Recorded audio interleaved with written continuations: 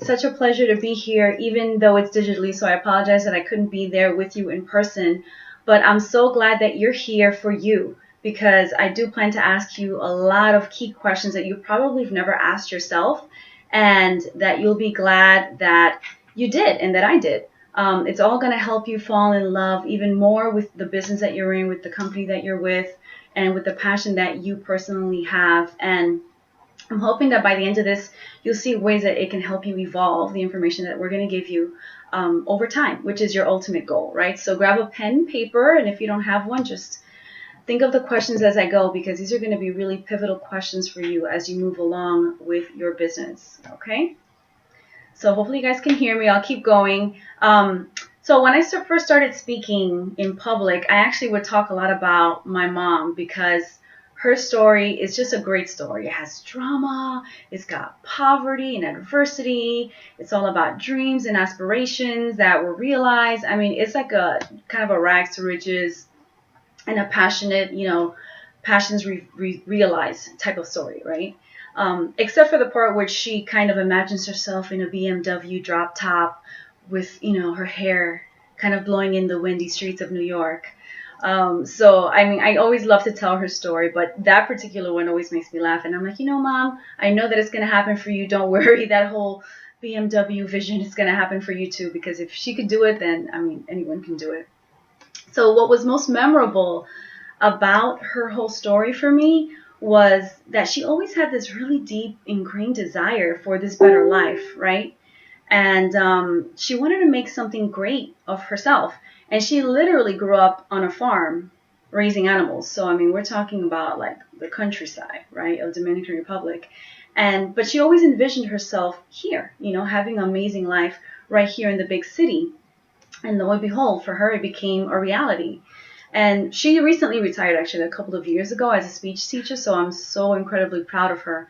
But interestingly, what she loves to talk about the most isn't, all the money she made or the places she's been. It's really about the work, right? What she put into her work, what she does, the blood, sweat, and tears, all the things that she did to make these children, to help these children, find their voice. Literally, she was a speech teacher, so she helped them literally find their voice. So she would get parents and kids always coming back to her and saying how much they love her and how much they appreciate how she helped them basically find a better vision and version of themselves. And most people love to talk about themselves, but my mom, she just loves to talk about what she did for those kids, and that for her was everything, right?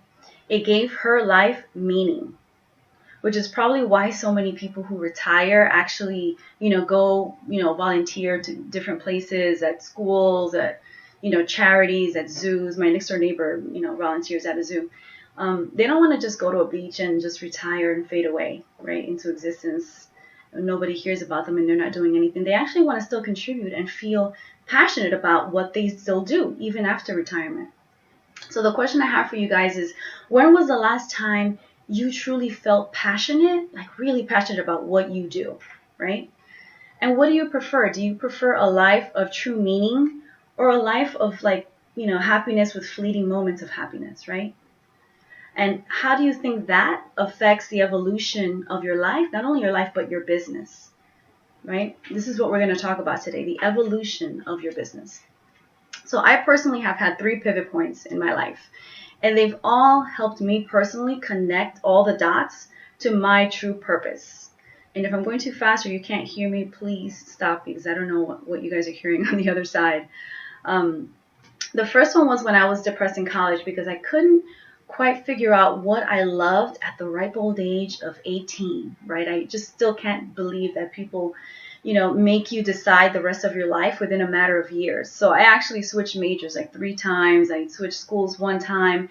And I mean, like I said, to this day, I still don't quite understand how you're supposed to make such mature decisions at such an immature year, right? In these couple of years.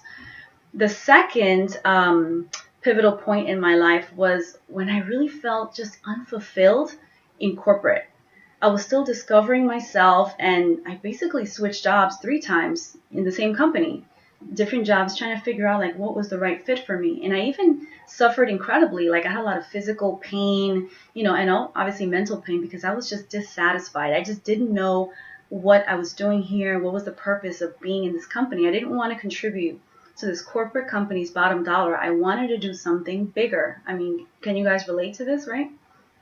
I wanted to do something more than what I was currently doing. Do something more than I was currently doing. So that was the second. The third one was when I actually started pursuing one of my passions, which is health and wellness. And in particular, I went to pursue a massage therapy degree. And when I opened my practice, I felt great. But as I went along, I just started feeling limited and held back while running a wellness practice. And even after fulfilling that passion that I have of opening a wellness center. And I don't tell you these three things, to impress you or scare you about my journey, but really to tell you that you don't have to experience the pain and the anguish and, the disheartened feelings that I was feeling while I was going through, all these different pivotal points. You can actually find that no matter what your journey is, there is more to it. There's a meaning, no matter how rugged and crazy the road could be. So to tell you the truth, before I understood what truly drove my passion and ignited my purpose, I hated the journey. The journey was just like, ugh, like, please, I want to run away, right? And the reason I hated it was because, like I said, I really didn't see the point of why I was doing what I was doing. I had no idea what it was trying to teach me. And so, of course, I just wanted to run. Have any of you guys experienced that or felt that way? Feeling unhappy, unfulfilled, it sucks, right? And it's happened several times for me. So if any of you guys have experienced that, let me know. I can't see you, so I'll have to trust you. But here's what I actually learned from this process, right? Those 3 pivot points actually taught me something. They actually did mean something. Because if I hadn't experienced the first one, which was getting depressed in college, because my major wasn't fulfilling. And also, obviously, I had a lot of pressure from my parents, or at least I thought I did, because I wanted to make them happy. I wanted them to see me graduate with an engineering degree, and I didn't want to disappoint my friends, right? But I would have missed out on the opportunity to really pursue something I really loved, that real passion, right?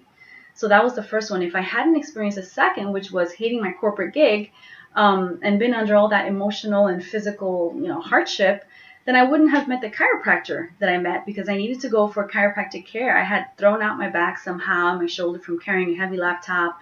You guys remember those old ThinkPads that were like, 15 pounds? That was me on one shoulder, right? If I hadn't gone through that and met the chiropractor, he wouldn't have ignited that fire inside of me about like, well, what's going on with my body? How can I fix it? Don't just fix me. Let me fix myself. Let me take this home and figure out ways that I can help myself, right? If he hadn't sparked that in me, and I wouldn't have gone into that field, right? I definitely wouldn't have done that, and I wouldn't have figured out this thing that was in line with what I really am passionate about. And then third, if I hadn't felt so limited after even starting that wellness center and thinking like, oh my God, I made it, right? I figured it out. If I hadn't felt sort of like, this is it, like, isn't there more? Then I would have missed out on the major opportunity, which is what I do right now and today, which is becoming a purpose coach and helping people with what I do right now and being with you guys today. So I would have missed this key point, which is that everything has a purpose, whether it's to show you what you do love or whether it's to show you what you don't love. Your life and your business is riddled. I'm telling you, from the beginning till the end, in every aspect of your life, you have moments throughout that are signs that are really telling you what's working, what's not working, and often, what to do about it, right? Like how to move forward, how to go to the next thing. And if I had completely ignored those signs, I would still be miserable, and I wouldn't be here with you guys today. I would not have evolved to be the purpose coach and love what I do today, right? So first, I want to tell you guys, all to, pay attention to the signs in your life and your business, right? See what's going on and where, what the signs are trying to tell you and where you're going to be going next. Because everything has a purpose, and it's often leading you to somewhere. So we're going to talk more about that a little later. So right now, in your notes, I want you to write these questions to yourself. And these are questions that I ask my personal clients, and I actually go a lot more in depth with these. But for the sake of this, I want you to write down, what are the key events, people, or messages that life has thrown at you to guide you along your journey? What are the key dots trying to tell you about your personal life and your business, right? And then finally, here's a really tricky question. Have I ignored any of the ones that have shown up over and over and over in my life, right? And that's tricky because sometimes you're not paying attention enough to notice it. You're still in like the midst of your business and, trying to figure things out, but you're missing some of these key points. So it's in your interest to look back and say, okay, there's something that keeps happening over and over that I'm not paying attention to, right? So here's some info that you probably didn't know, but wouldn't be surprised to hear, right? The Bureau of Labor Statistics currently says that the average worker will have 10 different jobs over the course of their life, actually before the age of 40, in the course of that 40 years. And the number is actually projected to grow. I mean, that's crazy, right? 10 different jobs. I know I've had several already, so it has to be true. So how many of you, by a show of hands, have had more than 3 jobs in your lifetime? More than 6 jobs in your lifetime? And how many of you have had more than 10, right? And maybe if it's not you in the room, maybe it's someone that you know, maybe a friend, maybe a relative, or maybe that person that you know is still seeking, right? They're still on job number 10, maybe going on number 11. So it's really no surprise that this stuff is happening. Here's something else. The Forrester research predicts that today's youngest workers will have 12 to 15 jobs in their lifetime. Yet no one really explains the deeper reason why, which I'm going to go into. It's my second point. So the other thing that I learned, which was really major for me, is that the experiences that have happened to me had a deeper seated reason why, right? There was a reason why I felt so bad, why I felt so depressed and unfulfilled in those instances. It's because of one reason. I wasn't asking the right quality questions. I hadn't found my big why, right? My big why. I just recently had a one-on-one with a young girl who is in college, and she's I think she's studying international business. And she was starting to ask these questions, and I said, wow, you are so far ahead in the game, because at your age, I wasn't asking those questions, right? I was still thinking about like, oh my God, I don't know what major to pick, oh my gosh, I was depressed and all that stuff, right? But she started to ask at least those questions, why? So I hadn't found my big why. And we don't teach our kids how to find what they love. We tell them to find what's practical and easy. That's what we're teaching them, right? We don't teach our kids to find meaning and contribute to a better world. We tell them to make a lot of money and retire at a beach, right? That's like kind of the American way these days. If you guys know the TEDx talk speaker and author Simon Sinek, he talks about this specific topic of starting with why. He wrote a book on it. And it's that quality question that is extremely important to be asking. He says, people don't buy what you do. They buy why you do it, right? And in my case, I was concentrating so much on myself and my life through all those years, which is fine in the beginning because you have to figure out like what you really care about, what you're passionate about, what you actually love. That actually gets things moving. But what I wasn't seeing was that bigger picture, or asking the right questions, that deeper why. And it's not just, what I would get, but what can I actually give, and how would I contribute to the world in my own personal and unique way? Those are the questions that we should be having, ask our kids early, basically. Ask those kids now. And we should ask along the way in our life and in our businesses as we move along. Because it's not just the journey, right? It's not an end goal. It's a journey. Our lives are a journey, and we have to keep asking those questions along the way so that we can feel where we're going and feel our way through it. But through that is that underlying why, of that deeper meaning of why it's happening. So you guys already know that I am a purpose coach. So I talk a lot about getting deeper into the things, right? So did you know that the number one way to feel fulfilled in what you do in life is not just to have the passion for it, but to actually be able to contribute to something even bigger than yourself? It's like a spiritual goal that you have, right? It's a value. And the passion thing, it's great. It's gonna get that engine revving. It's gonna keep starting that engine up, but it's not gonna keep it going through the long haul if there's not a deeper seated meaning why you're doing the thing, right? When I had my wellness practice in massage and energy work, I had an astounding 80% of my clients who were referred to me by other clients. I mean, that's a really big number for a small business. Like, you'd think I would have to do a lot of marketing and all this stuff, right, in the neighborhood. But actually, a lot of them, 80% of them were, from referrals. And I wasn't, offering a magic pill, or I didn't have, like, magic hands through some, although some of my clients thought that I really did. In fact, I have some quotes with some of my clients saying, oh my gosh, she's got like magic hands. But it's not true, it's because I truly enjoyed helping and watching them heal. Because, it's not the massage therapist that heals a person. We actually just create the environment for the body to heal itself. And I loved watching that process. That process was just beautiful to me. Seeing the face of people walking out of my office with that happy expression was just, it was everything, right? I wish I had taken like before and after pictures of each of my clients. And it's funny because one day I actually told one of my clients, oh my gosh, your face, it looks different. It looks completely different from when you came. And she asked me, why? Did I look that bad before?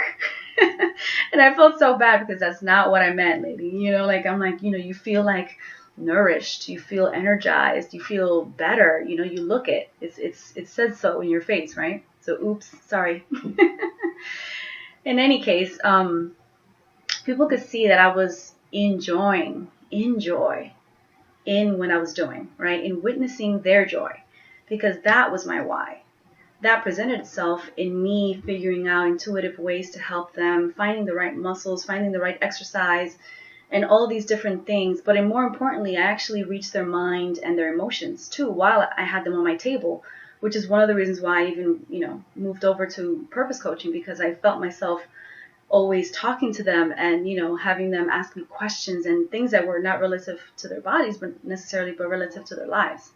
And, I not only helped them through their pain, but I gave them recovery, right? On like all these different levels, plus homework, which I'm a huge advocate of. I don't want to give you the answers. I want you to also help, discover the answers on your own and figure out ways that you can continue healing at home. So I would give them homework. And when you show up from that place of like, deep contribution, and deep desire to help, like people see that. They don't just think, oh, she wants my money and she's just doing this work. She actually feels, pleasure and happiness and meaning from this thing that she's doing. It's meaningful. And that's why 80% of my business was referrals. So for those of you in business, I ask you to ask yourself this question, which is, what's your big why? And I want you to write this down. And you don't have to answer it right now, but write it down. What is my big why? What is the big meaning in my business? And I can't see anyone in the room, but if anyone wants to volunteer their big why, I'd love to hear it. So I don't know if Heather or Amanda, you guys can type in if anyone has a big why that sort of drives their personal business and sort of keeps them going. If there's anyone in the room that would like to share it, let me know. I think there's a little bit of a delay, so I'll wait a moment. Hopefully you guys have some big hairy whys that keep you guys going in your business.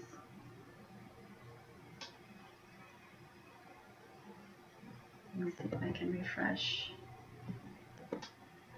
my browser as well.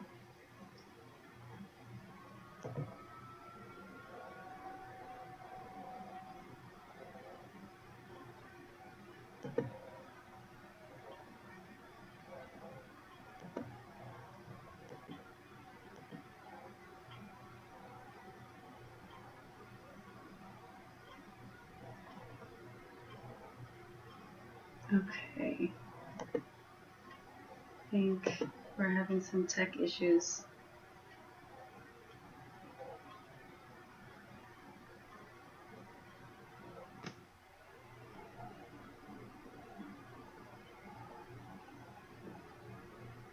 All right. Well, I'm going to continue finishing up because I'm almost at the end of it, Thad. So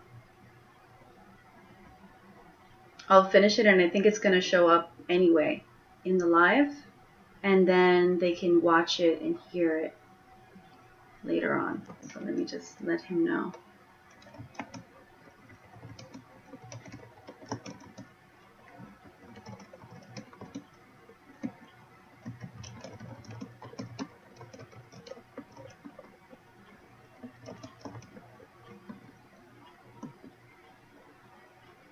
All right, so let me finish what I was going to say, which is we need to dig deeper and really create from a space of purpose and contribution. You know, you have to be a purpose-driven business. And once you know what that purpose is, everything else comes easily. I promise you that. Everything you say, everything you do, and everything you create is going to be a product of that true, deeper meaning. And everyone will know the why, because it's going to come out in everything that you do, right? Including you. You're going to know because you're going to feel it. And then every decision that you make is going to be easier and easier. So here's a quote. Purpose is about what you give, not what you love, right? As Cynic says, the what and the how will present itself once you have your why. And even if you already have a business and you started it without a big meaningful why, it's never too late. Now is actually the time to figure it out and make it the focus moving forward. And in my humble opinion, if you can attach it to ways to truly contribute to something bigger, something outside of yourself, then you're not only going to have incredible meaning and fulfillment, but you're going to explode with success even more, right? People will start to feel that coming from you. They're going to feel that energy, that, you know, that je ne sais quoi, right? That joy, that thing that is like, oh my gosh, that's my thing. So they're going to start seeing that thing. And, you know, people more and more are actually looking for things to care about and for businesses that truly care about something, you know, people that have causes, businesses that have causes, or at least things that they contribute to because they want to have a purpose to their business, right? And here are a couple of examples. So unfortunately, Heather can't hear me talk about her, but actually she was the first example, which is Heather Paris, who is a coach who is on this this whole presentation, this conference. Her big why is she believes in changing the world one family, one parent, and one child at a time. Her how is she does this by creating educational products for families and inner city schools that elicit transformation from the inside out. And her what is her programs, her talks, and her content. Now remember what I said. Cynic says that if you have your why, your how and your what will come naturally and easily, and they come after your why, right? Example number 2 is the company Locks of Love. I've actually contributed hair to Locks of Love. And it's an amazing non-for-profit organization, which is, it actually helps children who are suffering from hair loss to get a sense of, you know, to return to a sense of self, confidence, and normalcy. How beautiful is that, right? And the how is by receiving donated hair and then donating those pieces to the children free of charge. And obviously their what is their product, which is prosthetics, hair prosthetics. So that's Locks of Love. The third example is the company Method. Their big why is they set out to change the world by creating beautiful products that are as kind to the planet, i.e. sustainable, as they are tough on dirt, right? And their how is Method began crafting soap bottles out of a blend of post-consumer recycled plastic and recovered ocean plastic, which is amazing because they're not only helping, you know, to save the world, they're not only creating products, but they're also saving the world. You know, they're saving our oceans. And their what is cleaning products. So don't ask what your clients can give to you, but what you can truly give to your clients. And Cece says that she's at the peak of just starting her new business. But what keeps her going, what drives me to keep, unfortunately I can't see the rest of that message, Cece, but I will read it later. All right. So ask yourself, right? How can you become a more purpose-driven company? What values and meaning can you instill and carry out into your products and your services? And then imagine that deeper why and that concept going into all the different areas of your life, with your loved ones, with your home, you know, your family, everything, right? Do you all think your why will influence those? I mean, hello, absolutely, right?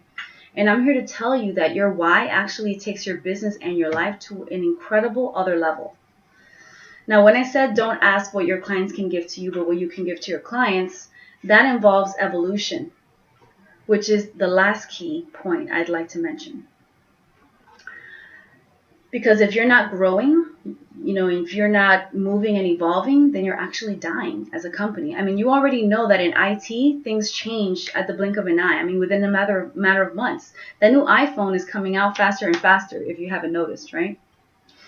So now that you're getting used to asking all the right questions, ask yourself, where do you see your company going in the next 3 months, 6 months, a year, and 5 years, right? How many of you have actually thought that far ahead? I mean, I keep a file for myself with that planned out, 3, 6, etc.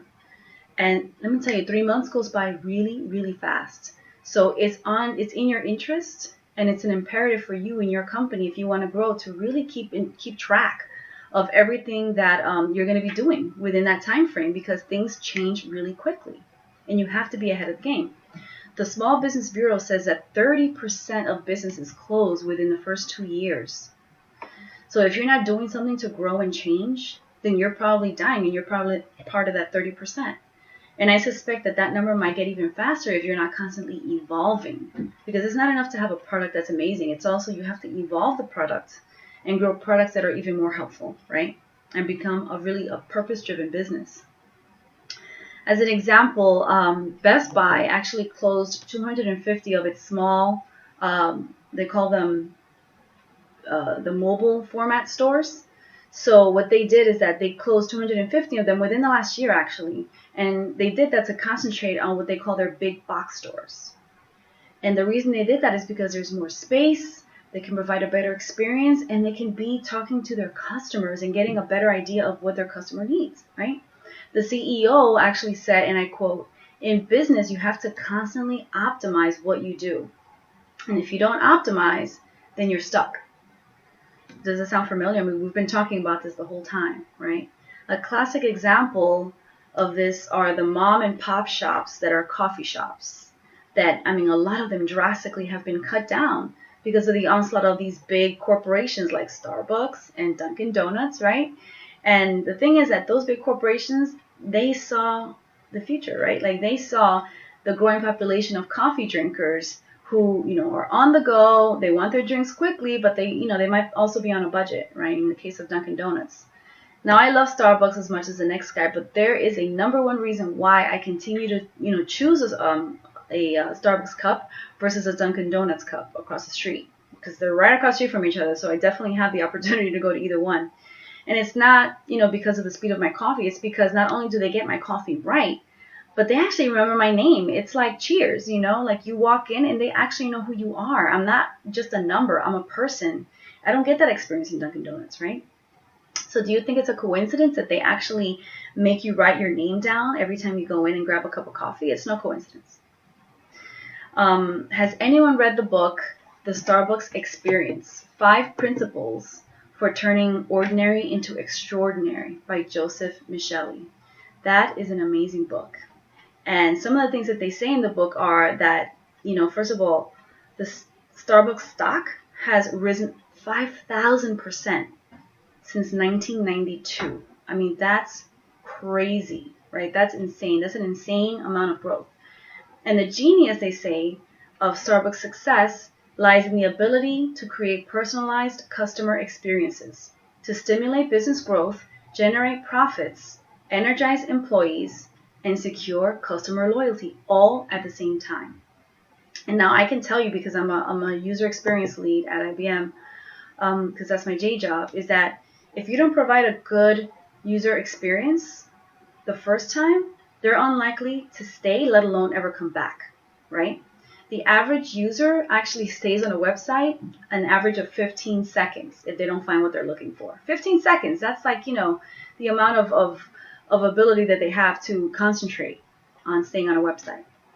Now, couple that with the Nielsen report stating that in the first quarter of 2008, consumers spent 3 hours and 48 minutes a day on digital mediums. That's a 13-minute increase from the previous quarter, and 62% of those are from app and web usage. Guess where? On your mobile phones, right? That's from just mobile phone use.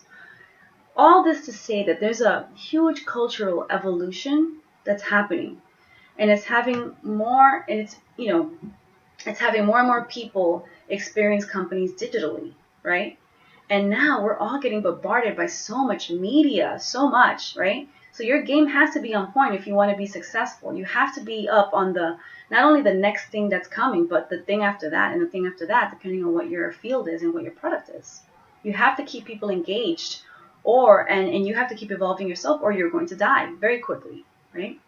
Even Starbucks and Chipotle have mobile apps where you can, order in advance, and, you can get it on the go. You don't even have to go into the store necessarily, just to grab it and go. So ask yourself, how can you provide a stellar customer experience that's faster, better, and more catered to your audience? And how can you ingrain your purpose in its evolution and in everything that you do, right? And where do you see your company based on that in the next 3 years, 6 years, a year, and 5 years?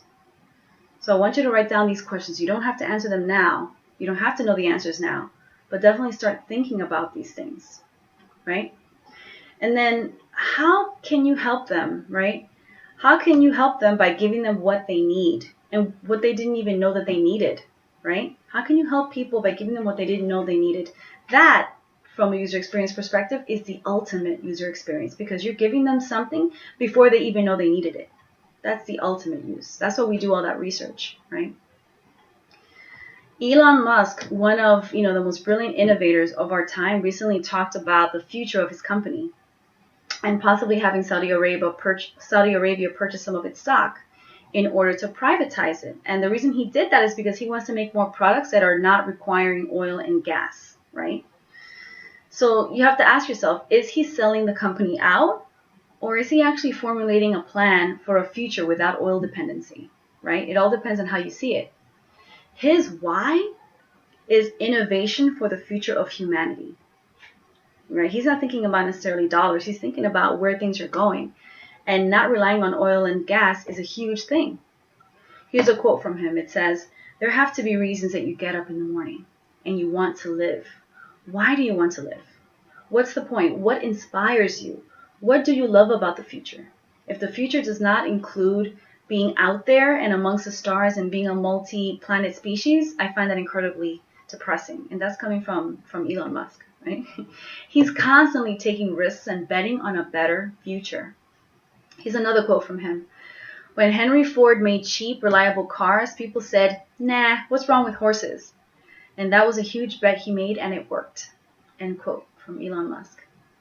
The bottom line, guys, is don't ask what your clients can give to you, but what you can truly give to your clients. Do the thing, take the risks, and bet on something better for the world.